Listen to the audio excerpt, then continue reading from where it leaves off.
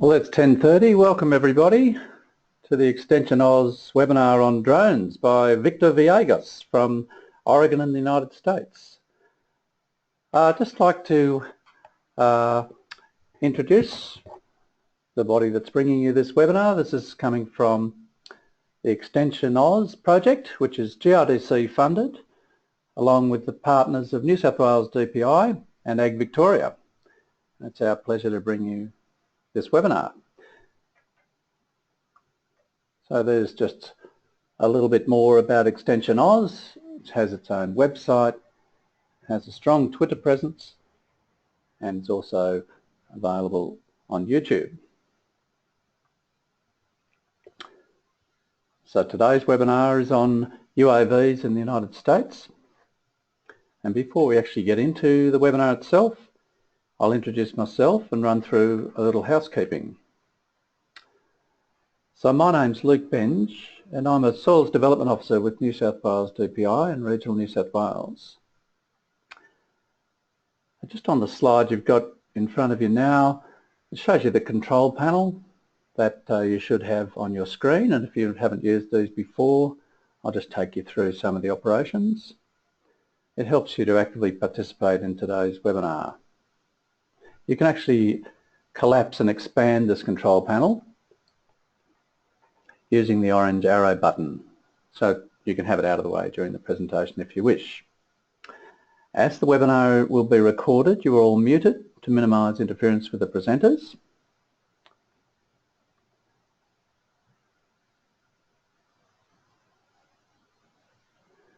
The audio tab allows you to select if you'll use a microphone and speakers through your computer, or you could select the phone audio options, where you'll need to enter a PIN sent in the invitation. If you need to communicate with me during the webinar, there is a question box at the bottom of your control panel. You can also use this to direct comment to the whole group or any nominated person listening. Feel free to submit a written question or comment. Just on questions, Victor does quite like taking questions during the webinar, but we do have a large number of attendees today. We've got 45 already on and we have 96 registered. We're going to go with Victor's talk for 5 or 10 minutes, and then I'll see if any questions have come in and we'll break for some questions. We'll see how the technology goes. It can be a little bit awkward to handle such a large audience, so I would prefer to try to let some individual people ask questions, so I'll try that and see how it goes. If that becomes clunky, if you could type your question in, I will read that question out to Victor and we'll do it that way.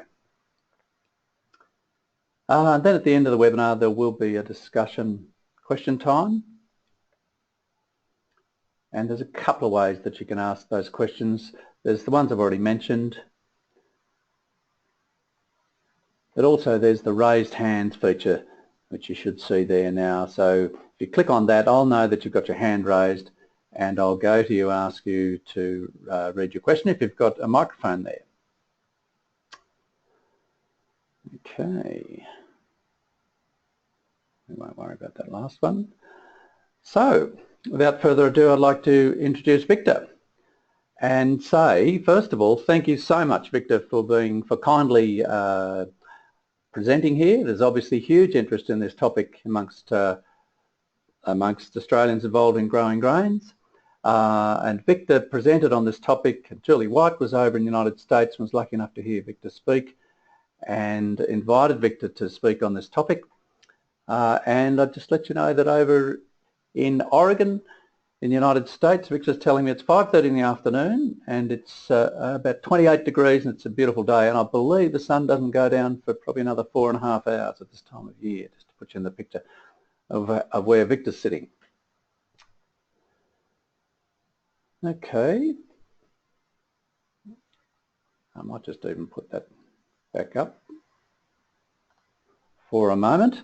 So a bit about Victor. Victor Villegas is the Technology and Media Support Coordinator for Oregon State University Extension Service. He provides technology support and training for faculty and staff across the state of Oregon. He enjoys helping people learn how to use technology to improve their work and lives.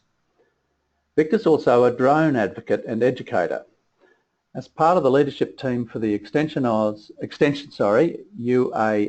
in agriculture, UAS another word for drones, there's a few acronyms there that Victor will talk about, Agriculture Learning Network, he shares information on drone research and agriculture applications with other land-grant universities and the general public.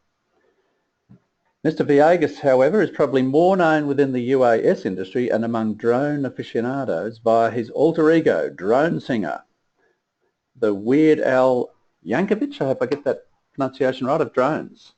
As the world's #1 composer of parody songs about drones, he creates parody songs to bring attention to drone issues and culture while encouraging safe and responsible flying. And I didn't ask you, Victor, whether you're going to do any songs, but I look forward to hearing this, whether that's part of your presentation. So now I'm going to hand over presenting rights to Victor, and he should be getting the messages coming through. And great. Over to you, Victor. I'll make sure that you're not muted. Yes, I should be on. You are. Can you hear me? Yep. Great. Excellent. Well, thank you for that introduction and for the invitation to discuss the UAVs in the U.S. Well, let's get started here. I got a lot of information and don't have to stick exactly to the presentation here, so if you want to know about specific things, go ahead and put that in the chat box, and Luke will make sure to get that to me, and we'll try to address that. So let me put this in full screen. So going to the bare basics, because I don't know exactly what all the experience that y'all have there in Australia. Well, what exactly is a UAV? Well, at least here in the U.S., a UAV or UAS is known as, according to the FAA, is an unmanned aircraft capable of sustained flight in the air and controlled remotely. Basically, there's no pilot on board, but you're controlling it somehow. It's also known as UAS, which is the popular term here.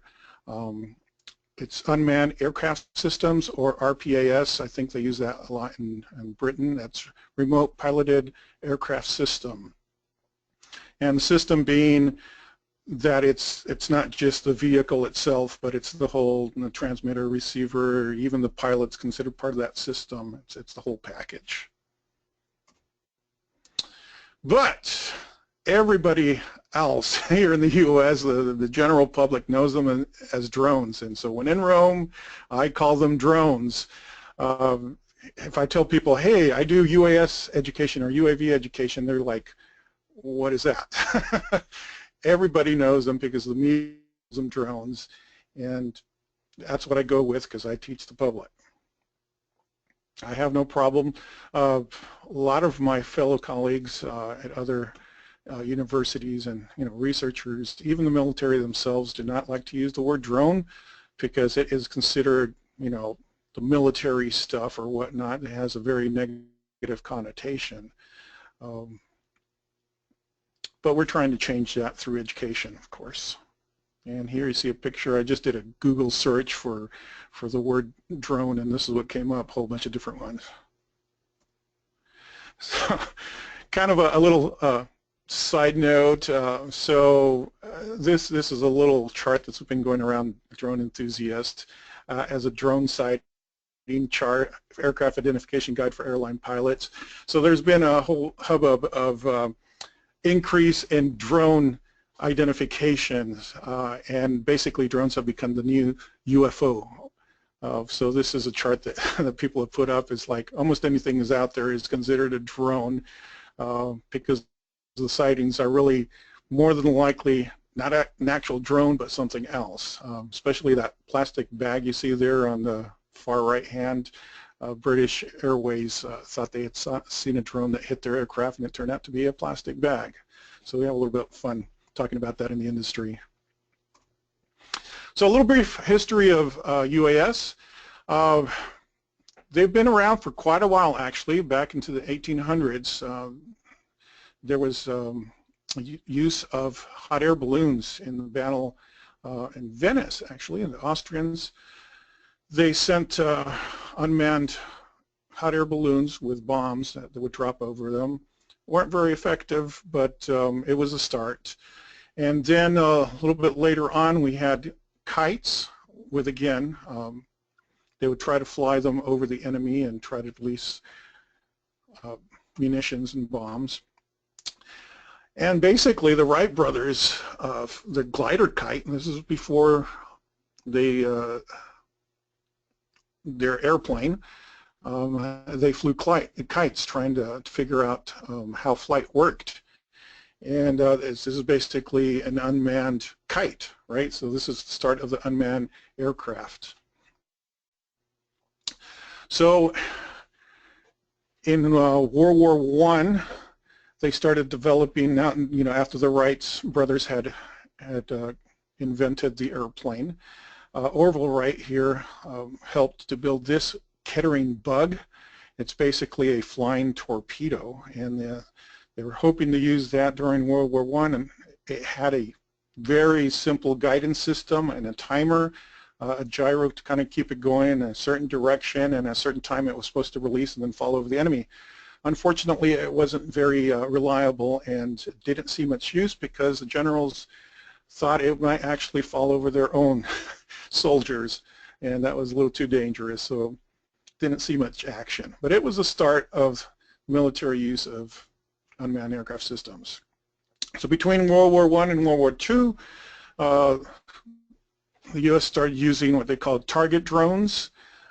These were basically unmanned aircraft used for target practice for Navy ships, and trying to get their gunners to be a little bit more accurate. Obviously, they didn't want to use real airplanes, so they used remote-controlled aircraft, such as these here, to be used as targets. Incidentally, that the lady that you see there in the picture is Norma Jean, better known as Marilyn Monroe, who was actually discovered working at a drone factory when she became famous. So now coming more to modern day times, again, the military has been the main source of the UAS with the Reaper and Predator drones that are popular, been used in the Middle East.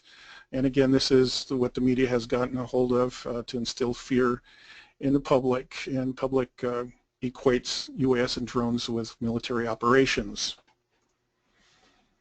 On the civilian side of things, model airplanes basically came into being way before aviation itself. I mean, the Wright brothers were playing with model gliders, but the powered stuff started in like the 1930s, a little bit after World War II, as pilots came back from the war.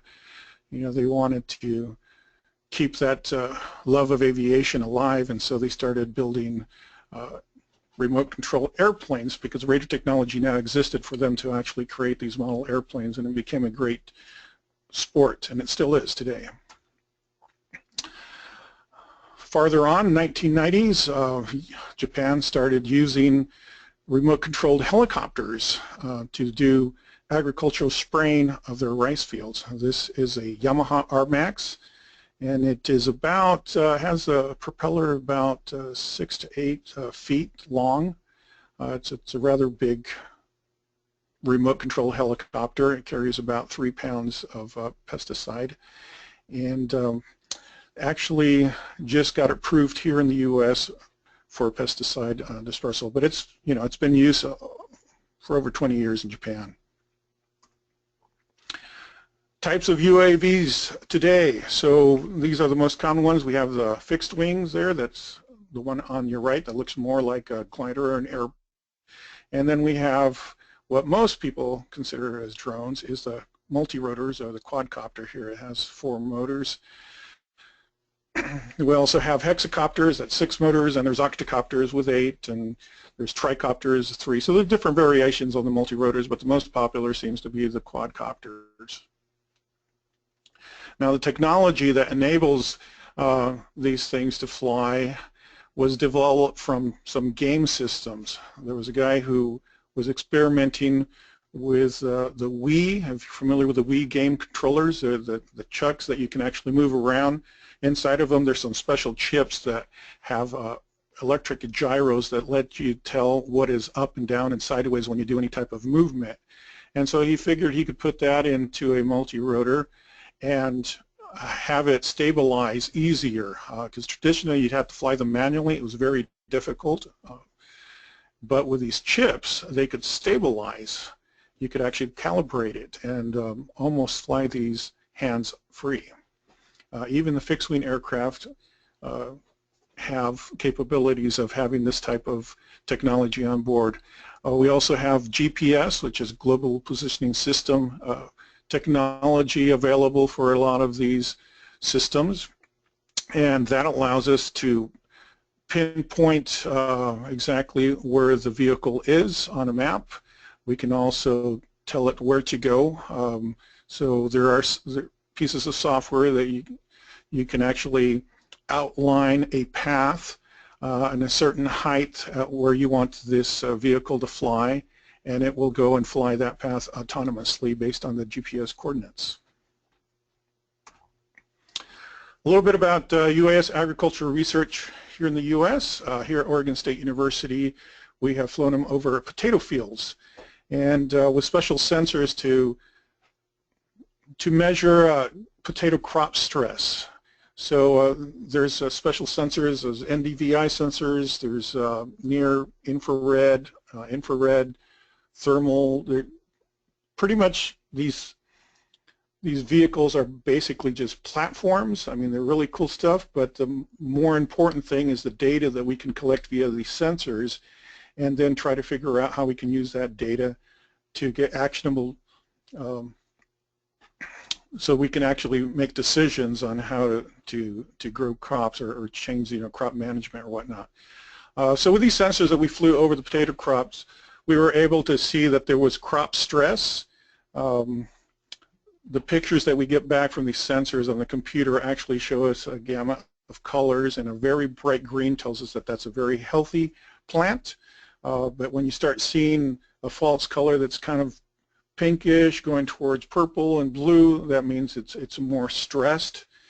We don't know exactly why it's stressed, but we know that there's a problem with the plant, and this we're able to see via the sensors in the computer before it's even visible to the naked eye.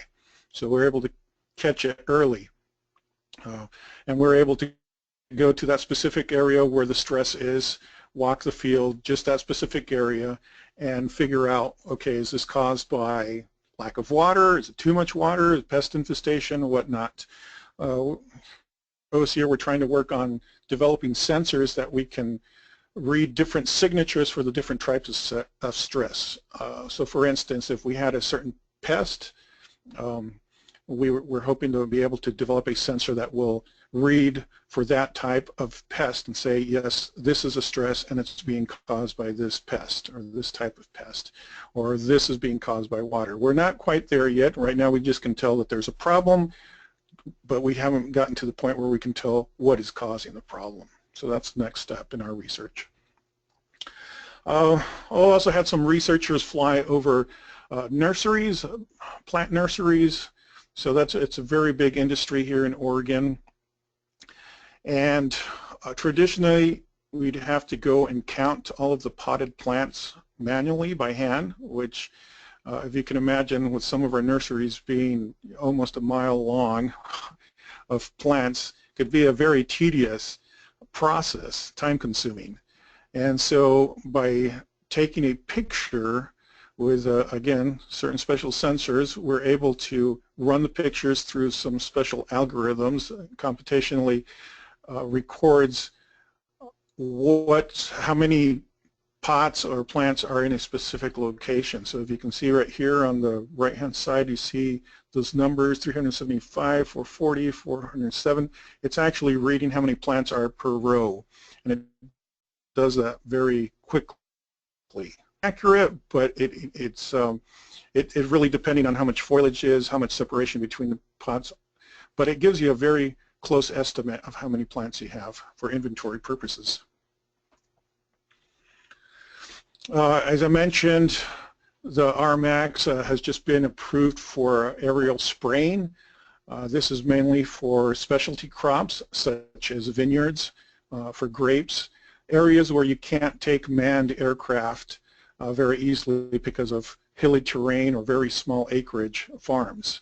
And so they were experimenting with the applications, but I believe in April or May is when they finally approved, and they're going to be starting that. That research was done at University of California, Davis.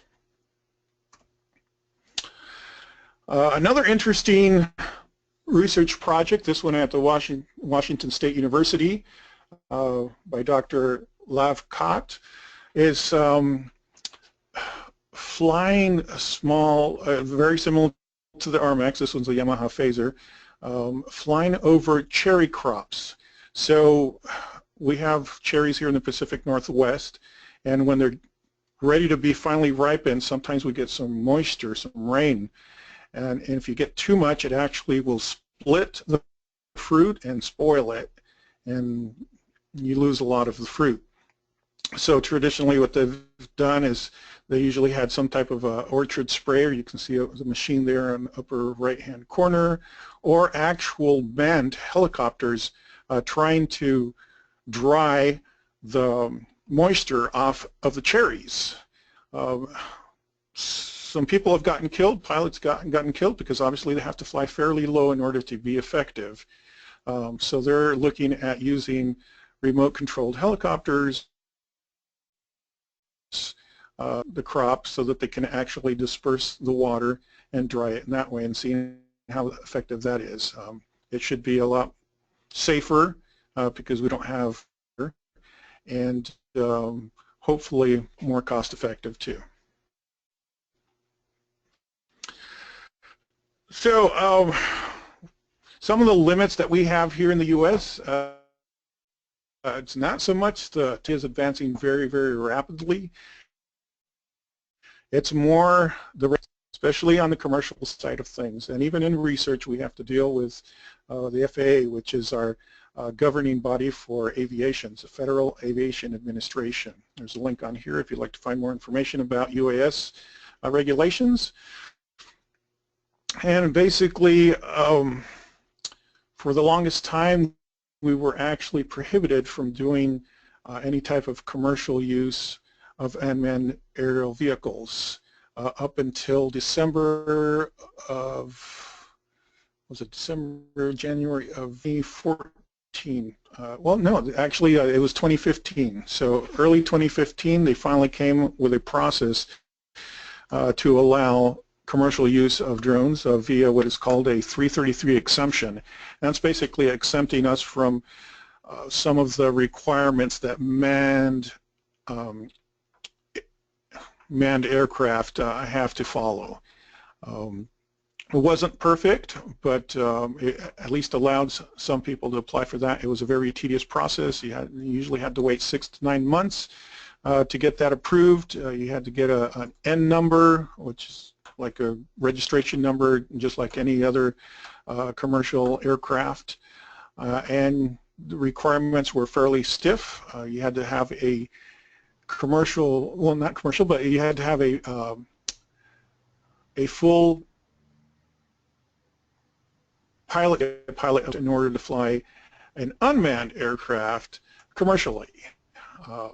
As you can imagine, trying to fly basically what is considered a consumer toy commercially, but having to have a manned aircraft certificate to do so was fairly burdensome. So recently, this was actually June 21st, 22nd of this year, they have come up and published new rules. It's called Part 107.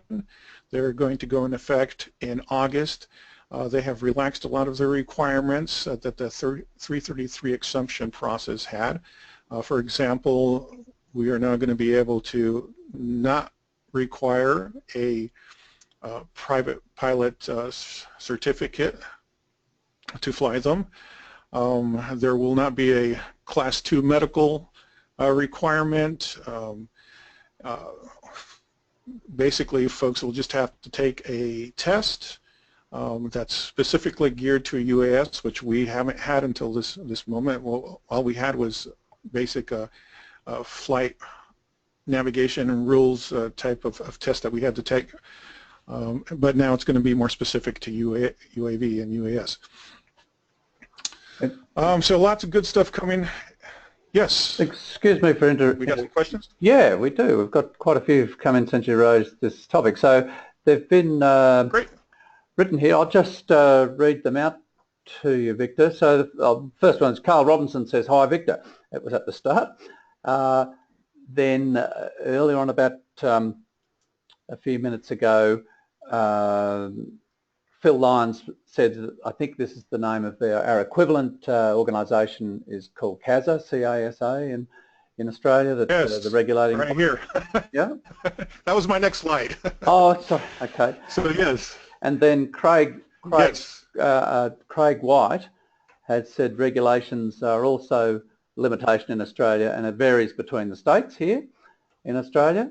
And then we have a question here from Gary O'Leary, and Gary writes, the modern drones utilise high-tech GPS and flight stabilising systems. So my question is, are there plans for ADS-B out from drones so that they can be seen by modern aircraft with ADS-B in? Question mark. Modern drones utilise, I don't know whether, I better read the whole thing in case it's all one question.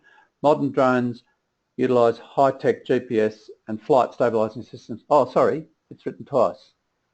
No, I think it's the same question written twice. So that was Gary's question.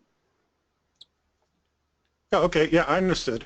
So yes, there are folks that are developing that, trying to get it small enough and cheap enough to put it on small systems. Don't know exactly if that's going to be required or not for at least the small UAS.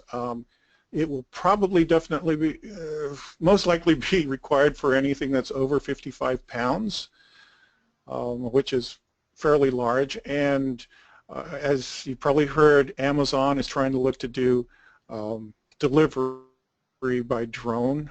So any of their systems, if they're flying autonomously, obviously are going to have some type of DBS, which is basically a system that will announce itself on radar or other aircraft where it is located so that they can see it on their computer.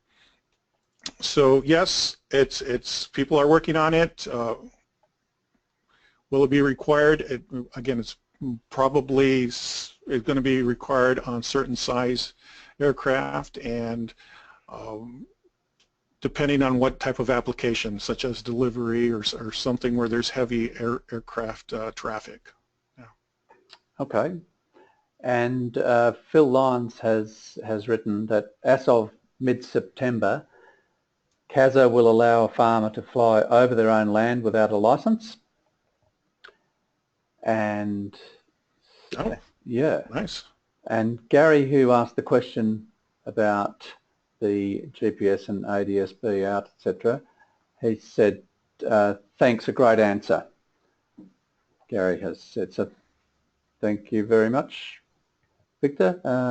We might let you continue on. Yeah, one of the problems with that ADS-B is that the U.S. now has more drones registered than total number of actual manned aircraft. You can imagine if we put one of those systems on every single drone, the radar operators would be totally overwhelmed. And so, again, trying to limit it maybe to just the larger, more heavier vehicles would probably make sense. Talking about allowing farmers to fly over their own fields, this new Part 107 is basically going to be the way to do that. It will cost about $150, take a test, and then they'll be able to do it. Up until now, they really haven't been able to do that because it was quite a bit of an investment of money. You had to take, traditional flight school, and go through that. So you're talking about $8,000 to go through that process just to fly a little, pro-consumer drone. So a lot of folks have actually been flying and not doing any of that certification. So I'm glad that they've brought the requirements down, and they've even put in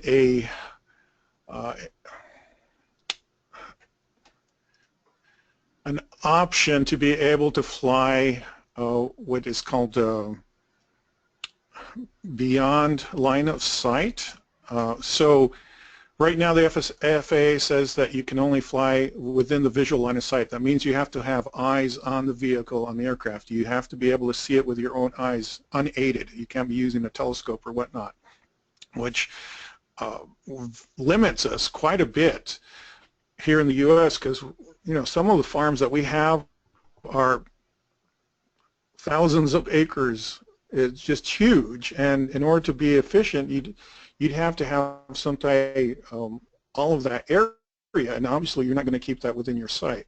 Well, there's a provision in Part 107 that will allow for an observer to have his eyes on it with your observer.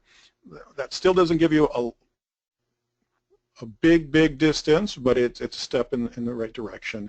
Also, they're going to be allowing in remote rural areas, which is to be able controlling the UAV, so you can actually cover greater distance by going along on the road and obviously flying it, but still maintaining the aircraft in the visual line of sight.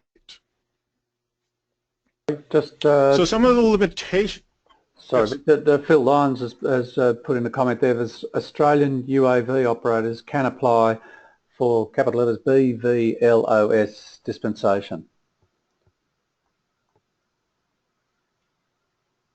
Yeah, I'm actually kind of jealous of some of the stuff you have out in Australia. Up until this 107 that's going to be coming out in August, our regulations were very restrictive. As a matter of fact, as an educator, I was not allowed to even fly a little, let's see if I can show you here. Can you see that little tiny nano drone that I have there flying above my hand? That thing fits within the palm of my hand, and I could not fly that outdoors without having a pilot certificate, according to the FAA. No, we're not seeing your visual there. That's how bad it was. Oh, okay. Let me try that again. Yeah. I'll keep it from full screen. How's that? Can you see that? That's working. Okay.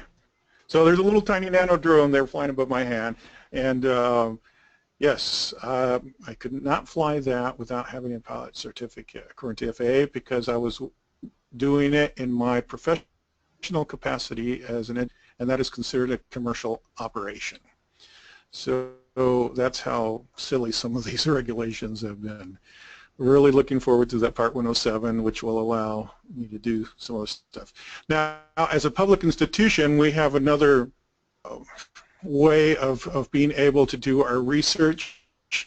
It's different than the commercial use under the 333 exemption. It's called a certificate of authorization. It's basically a waiver.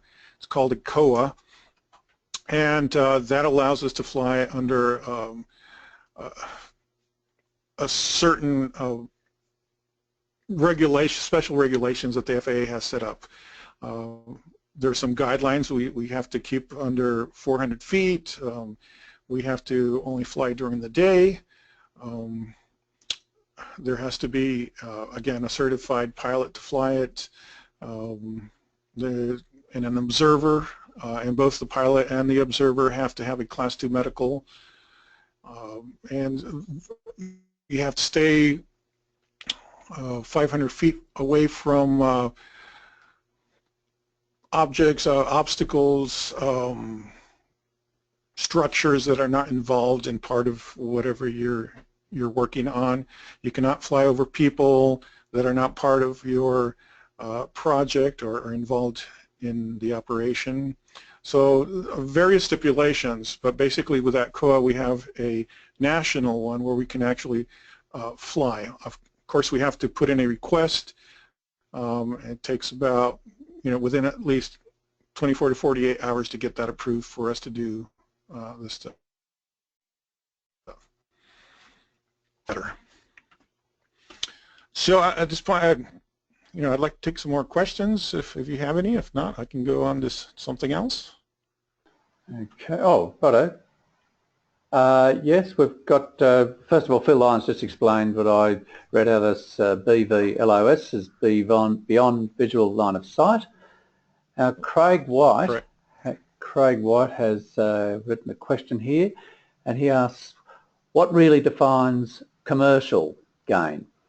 Probably a broad meaning. For example, if capturing photos and video for future training purposes, which may lead to a sale of a product, is that considered essentially commercial? Yes, according to the FAA here in the United States, yes. So basically it's based on intent.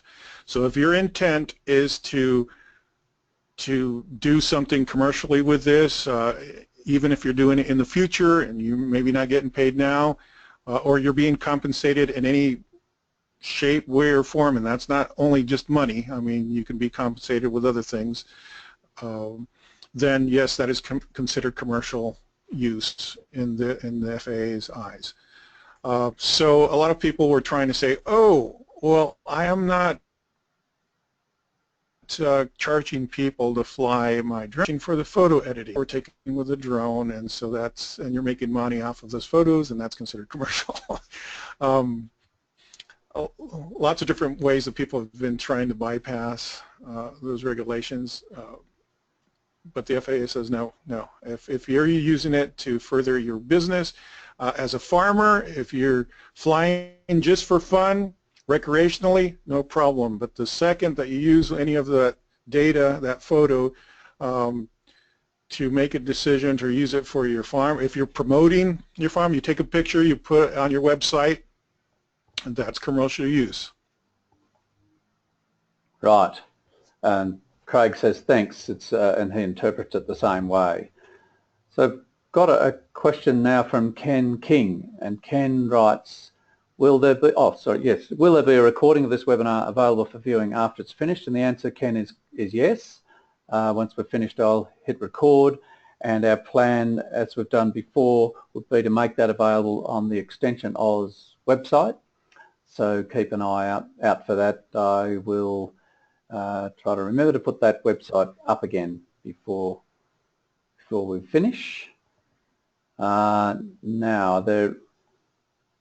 if you would like to ask a question using your own voice or through the microphone, then please hit the raised hands button. I'm just searching for any raised hands. At the moment, can't see one, but we had Phil Lyons has made a statement here, Victor, just saying that Australian farmers will be able to use images or data without any license.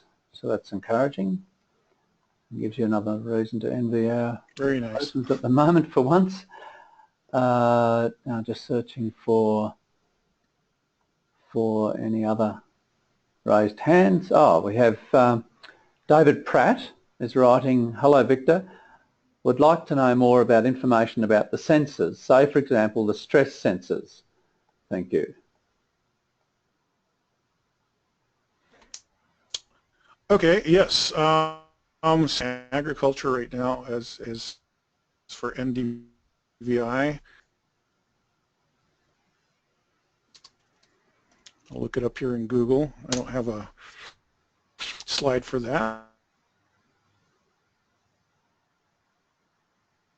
But we can't.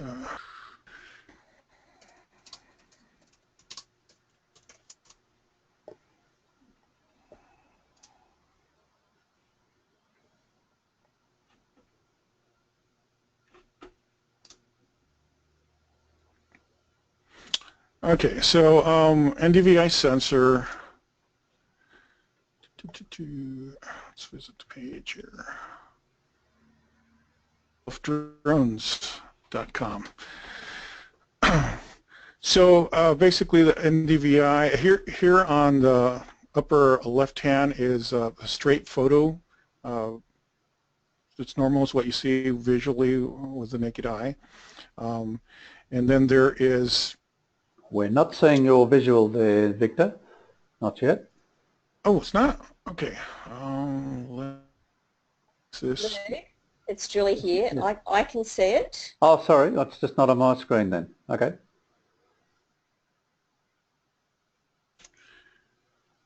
I'm not sure about the other participants, but... Yep, there's How about now? two other people saying they can see it. It's just my screen, so go ahead. Yep, everyone else can see it. That's good. Okay. Oh, and now I can too.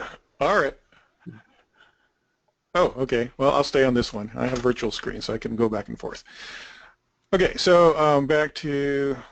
stretch this a little bit here. So there's... you can see this square here. It's the middle... on the bottom of those images there, it's NDVI detail. That's what we're looking at when we're seeing the NDVI. It's neutral density visual index, and it gives us kind of like a false color. So if you can see the really bright green, that is basically measured off of the leaves or anything that's green, so the chlorophyll, right? It's the more green it is, the more chlorophyll, the more healthy the plant. It'll give us this bright greenish color. The less chlorophyll plant, more likelihood that it is stressed, and then so you start getting the darker, colors. Get into the, see if I can increase this a little bit more. There's a little bit of kind of pinkish in there, and then we get the blue, really dark blue and stuff. That's almost pretty much dead. So if you can look at the visual photograph here and see the difference. So some of these areas, orange, there's like no vegetation there. And then we have the greenish, bluish, it's kind of very not dense vegetation. So that's basically what we're looking at when we're looking at NDVI. Now there's a pink one over here. This is infrared. Again, it's a false color. But it picks up stuff that we can't see visually. And then there is the one right next to it. It's the near infrared. So they're basically different spectrums measuring different wavelengths of light. Another popular use of drones in agriculture, and also a lot of other industry, to do mapping, so we can actually do 3D mapping. There is a cloud-based solution. It's called Drone Deploy.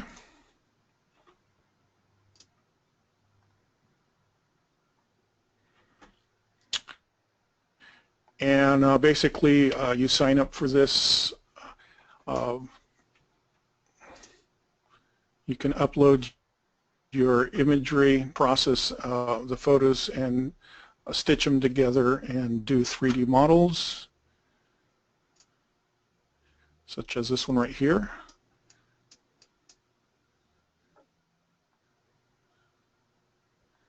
So I'm able to actually move it around and see the different elevation. Hopefully you can see that. They can also do NDVI analysis. So this is a soybean field NDVI. Anytime. Doesn't seem to want to be coming up. Well, you can see a representation. There's terrain models. I'm not having luck with this website right now. Got one here, suggestion for a site here. We've got a couple of questions coming in. I'll just take back the presenter's rights for a second. Sure. Victor, because we've been sent a website by Phil Lyons, which I've managed to get up, so I'll just put that up. Go to here.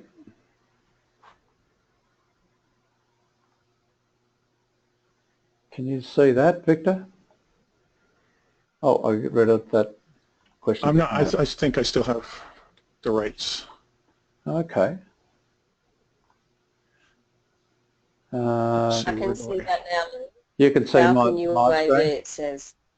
Falcon UAV, yeah. So we're seeing that, Victor. Sorry if you're not, but that was a suggestion. Oh, now I can. Yes. Okay. Yes, I see it now.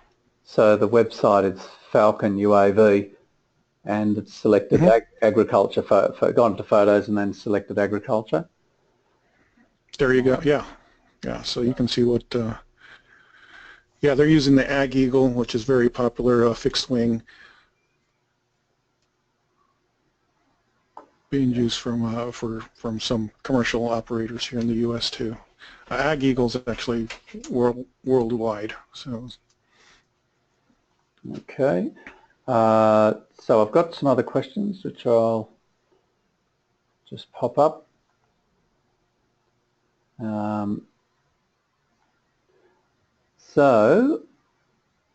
Glenn Reith-Miller is asking, what is the most common NDVI camera used on UAVs in the USA?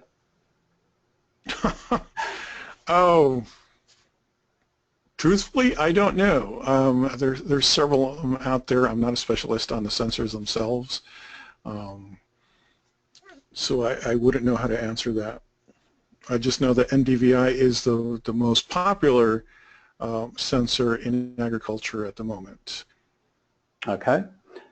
And Phil Lyons has written that Australian upload speeds are generally way too slow to use cloud processing, unfortunately.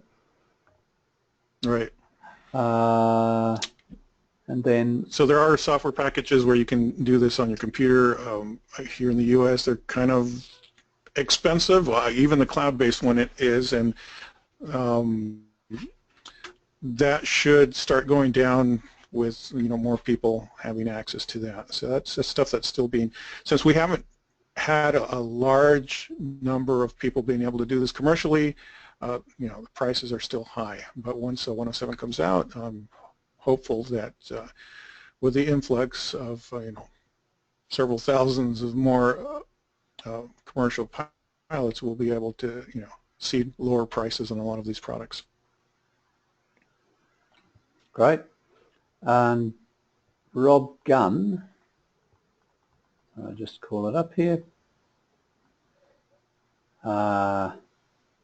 Yep, Rob Gunn has written, how do the results vary between data collected with an RGB camera using drone deployed to process versus NIR camera or a multispectral camera processed with other software such as Pix4D? Again, I'm not the sensor specialist, so I wouldn't be able to answer that with any type of authority. RGB is basically, the visual, what you see with your eyes, pretty much.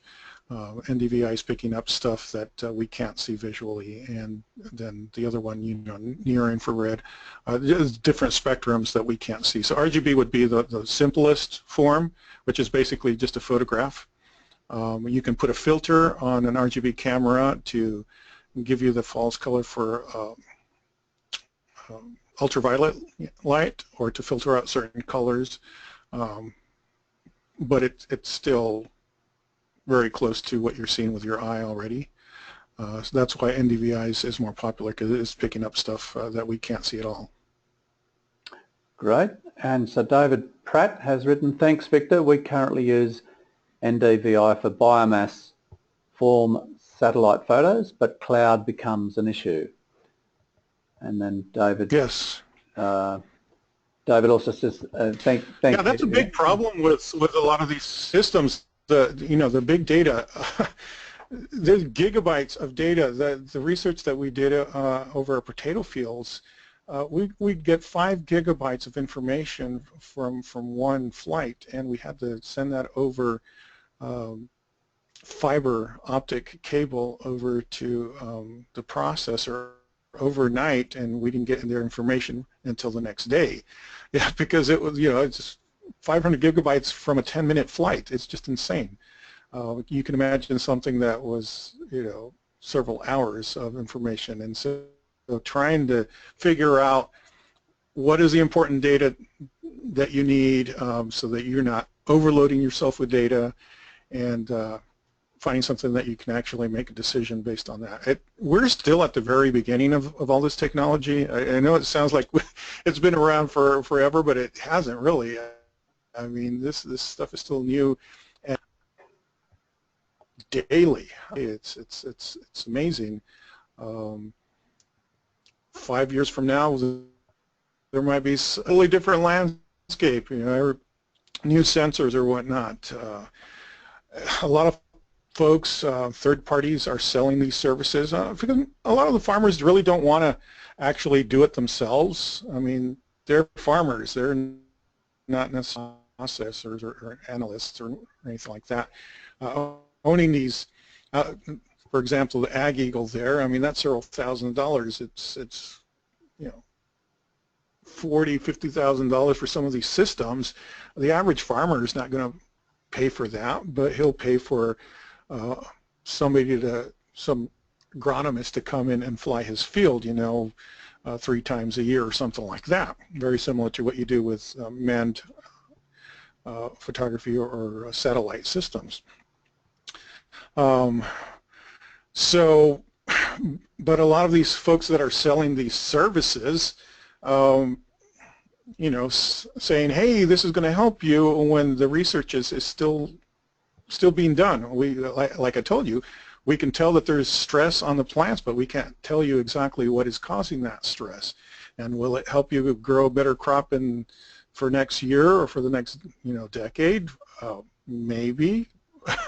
The jury's still out whether that's cost effective just yet. The research is still being developed. So folks are trying to sell these as complete solutions, and they're not quite there yet. So buyer beware. Fair enough. Fair enough. So David, thanks you for that. And we have Dave Monks in Mildura, down in the southeastern part of Australia. Are the regression equations these commercial guys are using being generated by third parties? Are they developing them themselves as their own IP? Both. Again, it costs a lot of money to do all the processing, so it's mainly bigger companies that are doing it. So an agronomist might actually, or a consultant, probably is doing the data processing through something like Drone Deploy or some other system. It's not necessarily themselves, because it's not cost effective for them. So it's you're getting a service from a third party who's getting his service from another party. It's just the way it works. Fair enough. And just going back to what we were talking about earlier on, Phil Lyons has written in a comment saying that RGB cannot give NDVI, you need the NIR or near infrared. Right, they're separate sensors. Yep. And I'm just having a look around to see if there are any raised hands. Oh yes, we have another question or comment from Sebastian Lee. And Sebastian says, NDVI is just an index based on a portion of the infrared, hang on a sec, NDVI is just index based on a portion of the infrared spectrum that can be derived from NIR, multi-spec, etc., other sensors. So that's, thanks Sebastian. David Pratt is writing, did you want any comment there, Victor, before I go on to David? Well, only to say that a lot of these systems are using multiple sensors. So there's a SensiFly, I believe, has a platform that does 3 to 5 different sensors all at once, and then they can overlay. So you get the visual, you get the infrared, you get your thermal, your NDVI, and you can look at the differences between them. And maybe with the compilation of all that data, you're able to get better information. So there's no one sensor that will give you everything that you need. So the more sensors you have, the better. But again, that gets more expensive. Some of these sensors are more expensive than the platforms themselves. The platforms are actually getting very, very cheap. But we have sensors, LiDAR sensors, which is basically light radar that gives us 3D models of elevations and whatnot. $50,000 and up, and flying them on a $3,000 platform.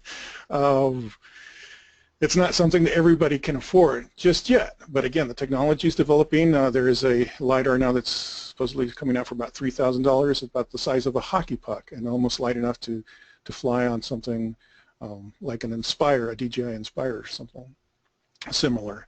So prices are coming down. Again, we're at the very beginning. There's new sensors coming out. Everything's getting cheaper. The future looks really bright, but right now we're still experimenting and can't say, this is the way to do it just yet. Everybody's still learning. Okay.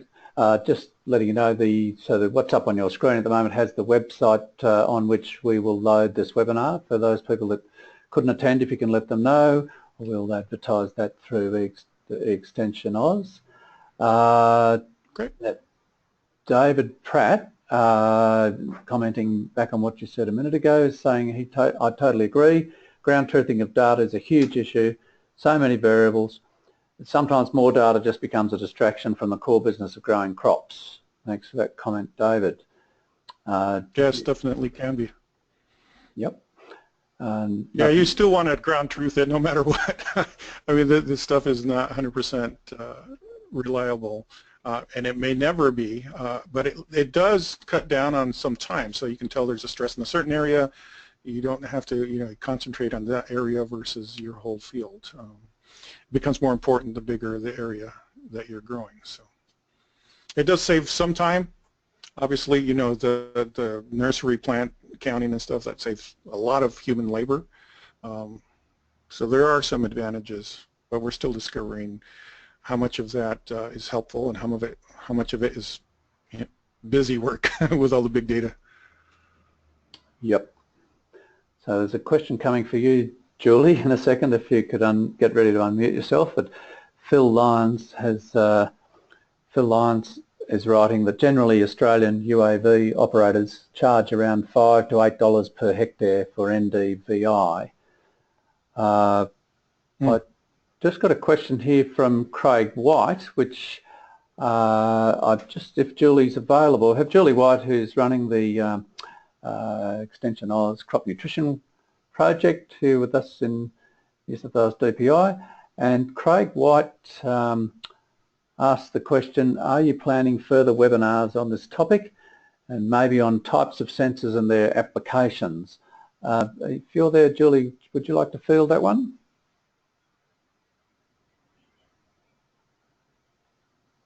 Just not hearing you, Julie. I actually thought for a minute the relative. Can you hear me now, Luke? Yes, can hear you, Julie. Go ahead. Yes, we are planning to, I actually sent a message to Luke while we were running then, saying that people have particular topics they wouldn't, and it's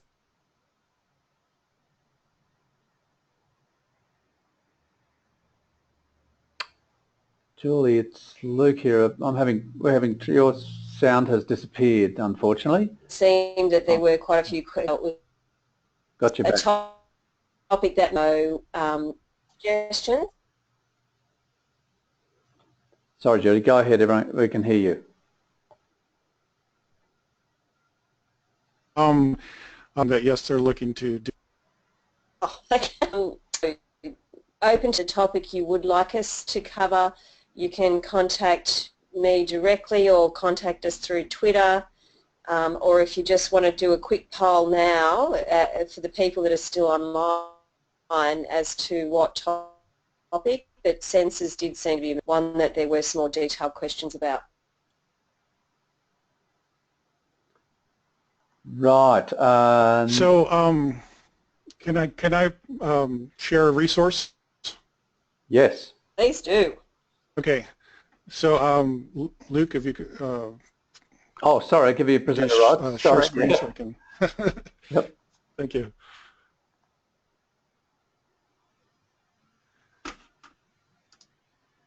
There we go. Okay. So I'm also part of the leadership team for the E-Extension UAS in Agriculture Learning Network, and we have a website.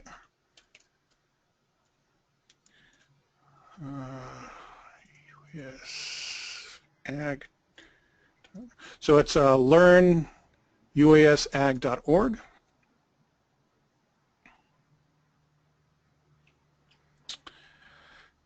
And we have presented several webinars, 10 of them as a matter of fact.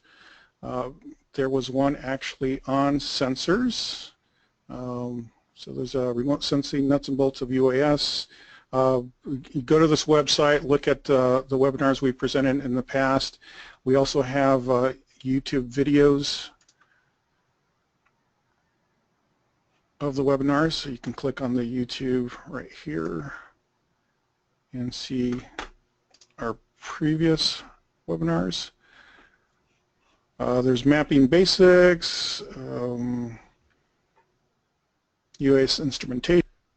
Let's see, agrobotics. Oh, here it goes. UAS flight controllers and sensors by Joe Maja. So I recommend going there.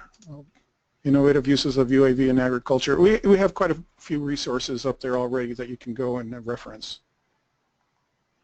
We also have a Twitter feed and a Facebook page. Let's see if can you. Whoops. Just started the video there. Let's see, Facebook, UAS. So facebook.com/learnuasag.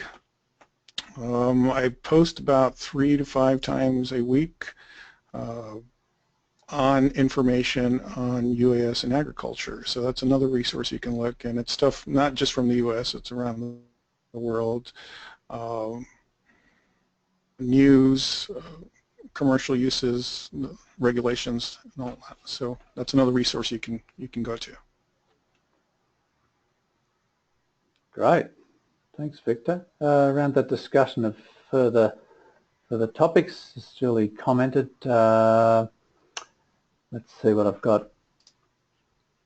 Oh yeah, Craig White saying that's a big topic, that UAVs in agriculture in Australia. David Pratt suggesting sensors and processing software. Be interested in a webinar on that. Glenn Riethmuller says that NDVI sensors and batch processing software for the future he would be interested in. Craig White is writing, when the new CASA regulations become active in Australia this year, a webinar going over that would be useful perhaps, or maybe just ahead of the regulations. So we've got a lot of those top things that you've written down are kept by this product, so we'll be able to have all that data. Thank you for writing that down. Gary? Yes, and I do have a contact person in Australia who actually has done training for CASA certification. So let me know, and I could probably get him for you guys to go over some of that stuff too. Great. Thanks, Victor.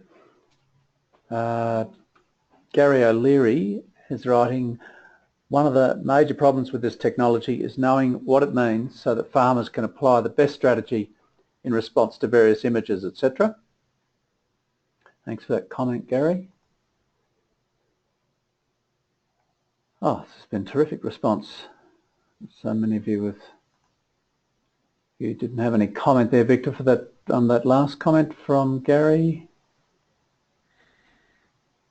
Yeah, there's applications still coming out. I mean, a lot of people are going over, the NDVI and the sensor stuff, but there's other uses. There's um, some research being done on using drones to actually measure mass. So, mounds of fertilizer, know how much you have. There's using thermal sensors over piles of beet to tell which ones are spoiling, and so you can separate them. So it's not just the crops that you're growing, but just management of your farm in general. There's some experiments going using thermal cameras to see when cattle are in heat and when they're going to deliver, being able to notify you in the field of that. So it's way bigger than just crops. Right. Phil Lyons has written that NDVI variable rate prescription maps save lots of dollars in fertiliser, if that's what the problem is. Yeah, if that's what the problem is, exactly. And that's yet to be determined. We have, but it's another tool. Yep. And Dave M is writing direct link to the UAS flight controllers and sensors on the Learn UAS Ag YouTube channel. And he's given us, if you want to write this down, HTTPS, then the double dots, colon, I suppose, the 2 forward slashes and YouTube. It's actually, he's got YOUTU full stop VE forward slash capital B 88 capital L capital J capital E. I'm going to have to copy that and yeah, I'll put it on the website. I think we better send it yep. to participants. Yeah. No one will get that right, I don't think. No, sorry. Yeah, might want to put that in the chat box or something. Yep, I'll do that now, thank you. Okay, I'll just do that.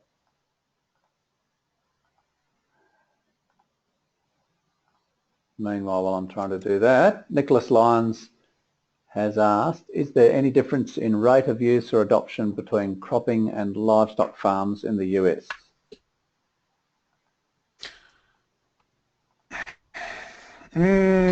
Crops seem to be the biggest thing right now, mainly because of the regulations. If you're doing any type of herd management, they're spread out over large areas and you have to fly beyond line of sight. So until we get beyond the line of sight capabilities legally, that's going to be limited, even for the crop stuff, but even more so for the livestock. Okay, just scrolling down.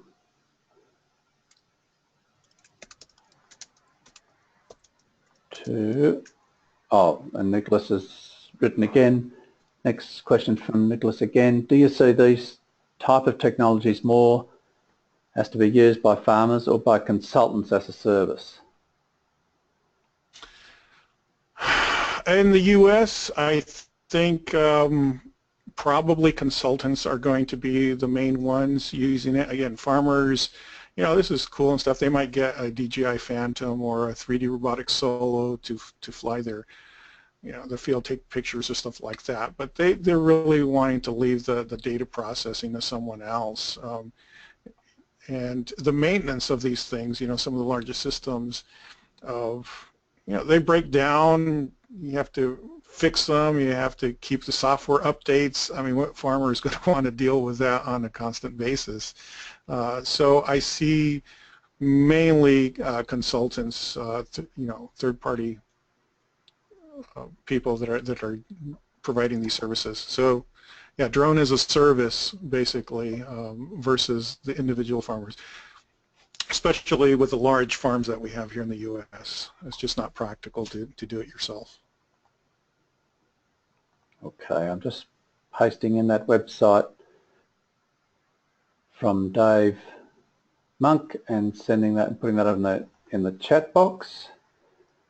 Should be able to see that, hopefully. So Got so many coming in here that I'm losing track. I think I've asked both of Nicholas's questions.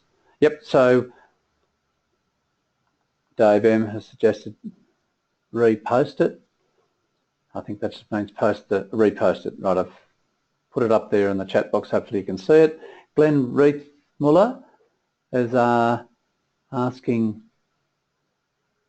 says AH, that might mean, are there thermal cameras for UAVs are another topic too. Okay, so thermal cameras for UAVs are another suggested topic from Glenn. Thanks, Glenn. Phil Lyons is saying an Ag Eagle flyer in the South Island, New Zealand uses NDVI to identify healthy, in inverted commas, pastures. Thanks, Phil. Seems to be a lot of uses. And Nicholas Lyons is saying excellent, thanks. So you're getting a lot of another use that just came to mind. There's research being done dropping ladybugs from drones onto fields in order to combat aphids. So, you know, a ladybug delivery service via drone. Okay.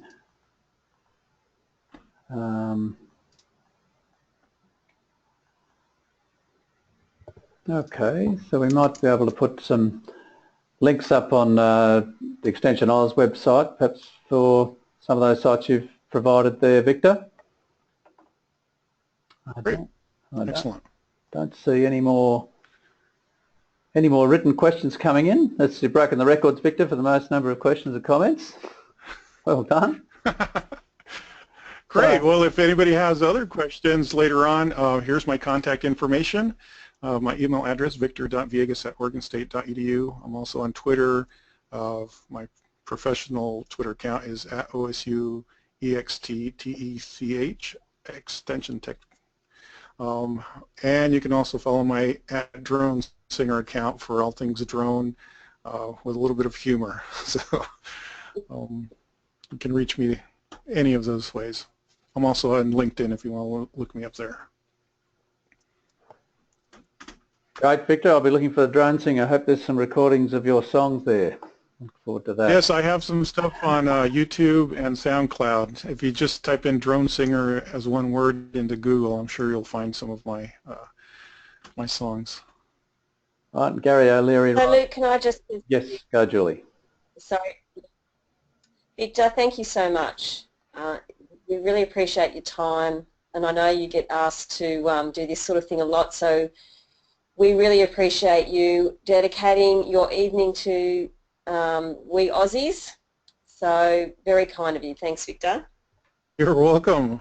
Glad to help out in any way I can. Thank you so much, Victor. We might call that to a close. If anybody wants to follow up on this, look on our website. And thanks for everybody. And we'll talk to you very, very soon, Victor. Okay, I might email you another phone number because I don't know the one I sent you was working, but yeah, we'll talk to you in a bit. Okie doke. And we're getting plenty of people writing and saying thank you. Gary O'Leary, Phil Lyons. Yep, fantastic. Okay. Have a great day. Bye, everyone. Bye, y'all.